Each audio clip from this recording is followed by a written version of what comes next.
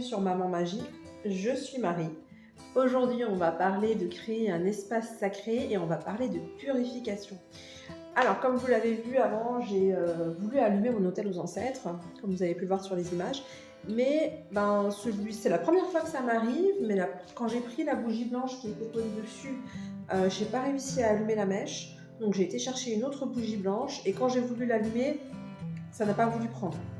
Donc je me suis dit, ok, c'est pas la peine, je vais les laisser tranquilles pour aujourd'hui, on reviendra demain. En général, je fais une connexion au moins une fois par semaine, voire plus. Donc c'était ce que je voulais faire aujourd'hui, mais vous voyez, des fois, on dit oui, les ancêtres sont toujours disponibles. Oui, quand ils veulent pas qu'on les dérange, ils nous le font savoir, tout simplement.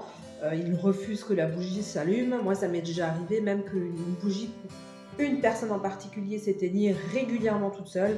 Au bout de la troisième fois, j'ai même trouvé la mèche à l'extérieur du pot de la bougie. Donc là, je me suis dit, oui, toi, je vais t'enlever carrément de l'autel aux ancêtres. Tu ne veux pas être dérangé en ce moment. Et donc, c'est ce qui s'est passé. Donc, n'ayez pas peur de créer un contact avec vos ancêtres. De toute façon, s'ils n'ont pas envie de créer le contact avec vous à un instant T, ils vous le feront savoir de façon gentille. Il n'y a aucun problème. C'est une entité que vous connaissez, ce sont des entités que vous connaissez, c'est pas comme si vous invoquiez ou que vous créez un contact avec n'importe qui. Là, il n'y a pas de peur à avoir, ce sont vos ancêtres. Donc vous voyez, quand ils veulent vous dire stop, ils le disent tout simplement. Mais aujourd'hui, on va parler de purification. Donc la purification, qu'est-ce que c'est ? C'est le fait de chasser toutes les énergies d'un lieu. Faut pas le faire trop souvent, sauf si vous sentez qu'il y a une espèce de lourdeur, qu'il y a quelque chose qui va pas, quelque chose qui vous gêne. Là, vous pouvez purifier. Quand vous arrivez dans un nouvel appartement, si vous ouvrez un commerce, quand vous arrivez dans un nouveau lieu, un lieu de vacances, vous n'êtes pas obligé de purifier. Renseignez-vous d'abord de savoir comment que ça se passait avant. S'il y avait une famille, est-ce que cette famille était bien, heureuse ? Y a-t-il eu un divorce ? Y a-t-il eu des disputes ou pas ? Alors, selon les voisins ou l'agent immobilier, vous aurez les réponses ou pas. Si c'était un commerce, vous saurez rapidement si le commerce qui y était avant fonctionnait ou pas. Bref, s'il y a des bonnes énergies, il n'y a aucune raison de purifier. Quand on purifie, on ne purifie pas que les énergies négatives. On remet tout à zéro.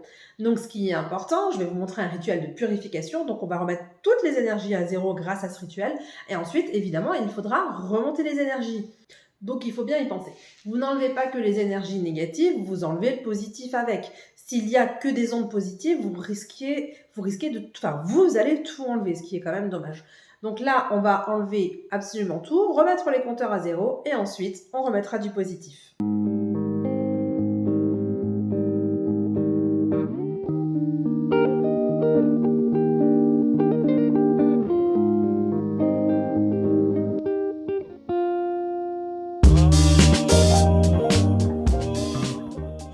Alors, je voulais absolument trouver une cloche ou un bol chantant. Mon bol chantant, je l'utilise jamais, je sais pas où il est. Moi, c'est pas mon truc, ça, c'est pas une vibration comme ça. Pour l'instant, c'est pas mon truc, ça veut pas dire que j'y reviendrai pas. Là, on est dans mon bazar pour pratiquer le houdou. Et je sais que j'ai une cloche là-dedans. Mais vous croyez que j'arriverai à la trouver ?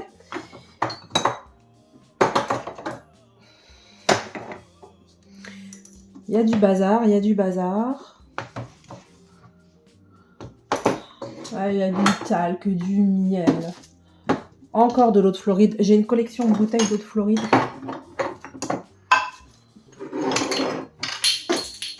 Je sais pas. Il faudrait que je vide tout. Parce que la cloche, je l'utilise en houdou.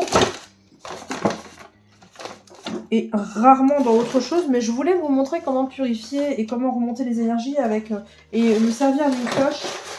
Non pas que... Ah, elle est là. Non pas que je m'en sers pour ça personnellement, mais en tout cas, ça existe. Elle est là. Donc, on retourne à côté.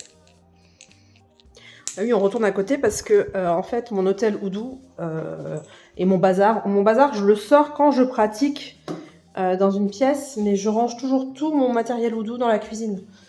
Donc j'ai une armoire spécialement pour ça, c'est pour ça qu'il y a tout qui est en vrac comme ça. Donc, est-ce que j'ai tout ce que je voulais ? Alors, il me manque l'encens. Je vais aller chercher un encensoir et de l'encens. Donc, j'ai pris un cendrier avec du sable pour encensoir, ça va aussi. J'ai pris de la myrrhe et de l'oliban que je mettrai moite-moite. Comme ce sont des bonnes énergies, enfin des bons encens pour remonter les énergies. En plus, vous avez le complément féminin-masculin. Donc ça, c'est un conseil qui me vient de Athénos, un sorcier qui a toute ma confiance. Et donc, c'est ce que je fais toujours. Je suis son conseil pour remonter les énergies. Il le dit assez souvent sur YouTube. Enfin, il l'a dit à une époque quand il a fait des vidéos. Et du coup, je fais toujours ça. Donc voilà, mon encensoir, mon bâton de fumigation maison, que je fais avec de la sauge blanche que j'ai dans le jardin. Coucou le chat, qui est toujours sur toutes mes vidéos. Je sais pas, il doit y avoir un truc avec ce chat, faut que j'aille chercher plus loin. Et donc voilà, la sauge que j'utilise, donc c'est de la sauge officinale, que je dise pas de bêtises, que j'utilise pour faire les bâtons, mes bâtons de fumigation. Je mets souvent du laurier et d'autres petites plantes secrètes, et je vais les consacrer au bon moment pour qu'elles aient un maximum d'énergie de purification. Oui, mon chat, je sais. Oh là là. Il veut toujours être qu'on le voit, celui-là. Hein. Faudrait que je regarde ton signe. Tu serais pas lion par hasard? Peut-être bien. Mais je n'ai absolument... Oh, pardon. Je n'ai absolument rien contre les lions. Hein. Mon fils est lion. Donc voilà, je viens de me rendre compte que je vous avais pas fait la liste de tous les ingrédients. Oui, mon chat. Oui, je sais. Je sais pas. T'as tout ce qu'il faut là-bas. T'as tes croquettes, t'as tout. Je sais pas. Il discute beaucoup, tout le temps. Et il me fait tout le temps tomber ma caméra. Il va tout me casser un jour. Enfin bref, c'est pas grave. Oui, mon chéri. Donc, avec ça, j'utilise de l'eau lustrale.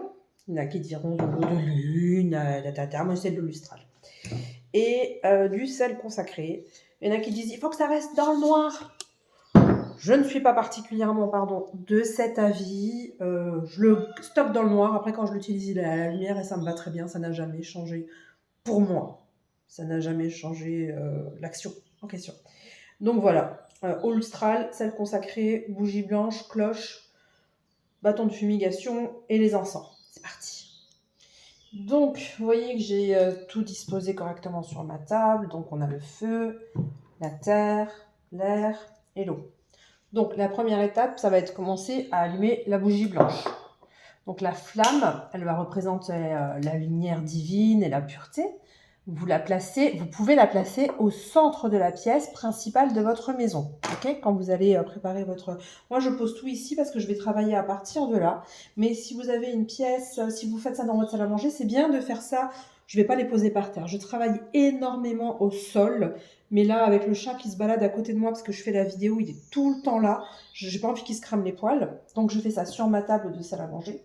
Mais vous mettez au plus possible la flamme au milieu de la pièce dans laquelle vous allez purifier, ok? Vous la placez bien au centre. Donc, vous allumez la bougie et vous la placez au centre de la pièce. Ensuite, vous allez prendre votre bâton de fumigation. Alors, si vous n'en trouvez pas à proximité de chez vous, malgré que je fasse des envois par Internet, soit dit en passant, si vous n'en... Bon, c'est peut-être pas tout de suite sur la boutique, mais je suis en train de les préparer, hein, donc ça arrive bientôt.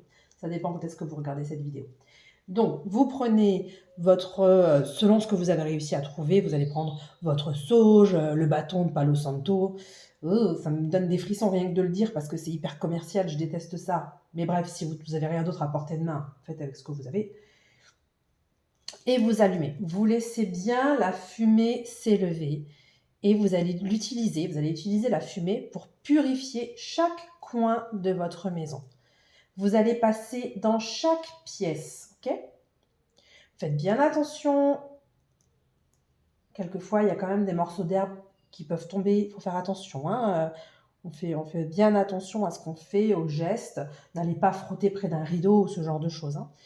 Et en même temps, vous allez dire une intention positive. Comme par exemple, je libère cet espace de toute énergie négative. J'invite la paix et l'harmonie. Vous voyez, vous faites déjà un travail, vous videz et vous remplissez déjà en parlant de paix et d'harmonie. D'accord ? Vous pouvez même le faire en 2 fois si vous voulez. La première fois, vous ne faites que la purification. Vous repassez un deuxième coup avec un petit mantra positif. Si vous êtes plus à l'aise avec ça, faites-le comme ça. Voilà. Vous voyez la bonne fumigation? Ça, c'est parfait. Et donc, je vais passer comme ça dans tous les coins de ma maison. Alors, je peux le faire, mais ce qu'il y a, c'est que faut que je pose le micro parce que j'ai pas un micro sans fil. Donc, vous allez faire des grands mouvements. Alors, vous verrez qu'au bout d'un moment, la fumée va réduire. C'est pas grave, vous remettrez à la flamme. Et à un moment donné, ça va prendre. Hein. C'est le bâton, il y aura plus besoin de l'allumer pour la 3e ou la 4e fois. Il restera allumé, il faudra l'écraser pour l'éteindre.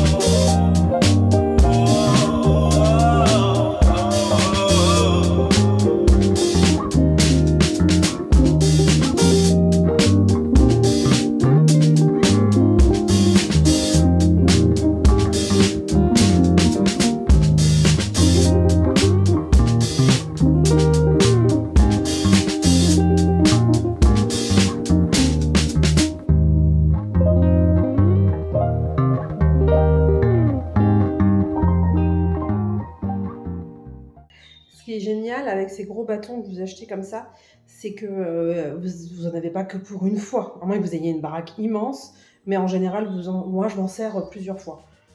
Je crois que c'est la 4e fois, mais j'ai fait des grands nettoyages.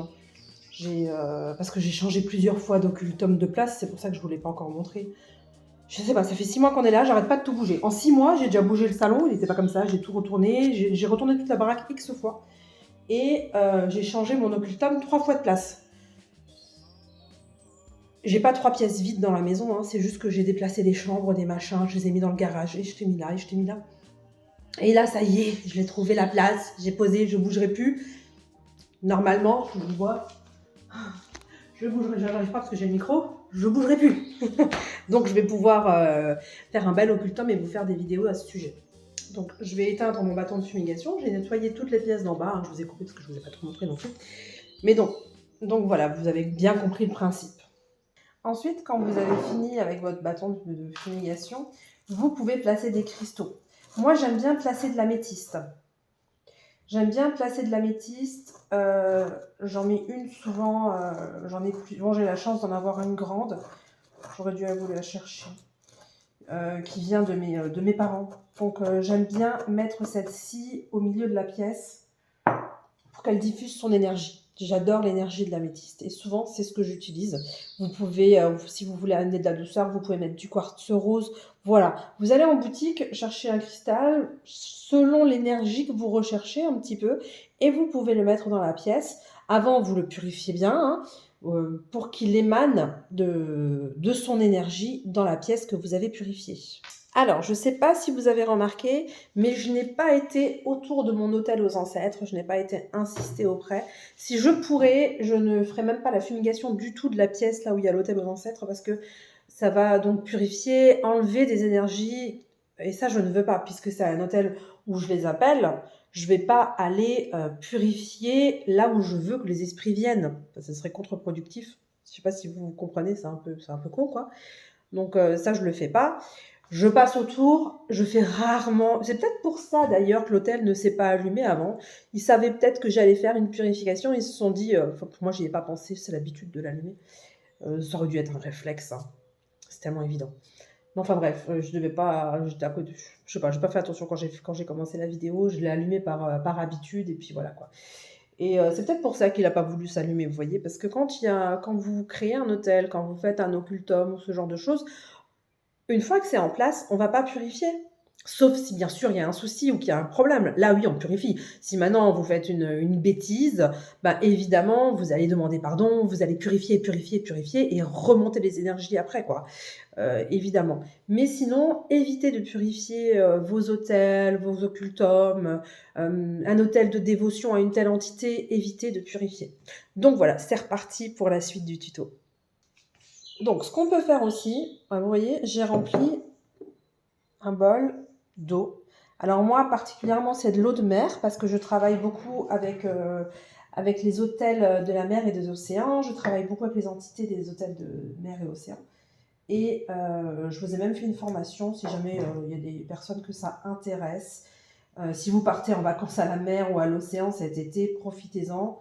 Les accompagnements, vraiment, je les ai fait pas cher pour que ça colle au budget de chacun. En fait, j'ai divisé la formation en 6 modules et j'accompagne, je vends module par module, donc c'est 25 € le module.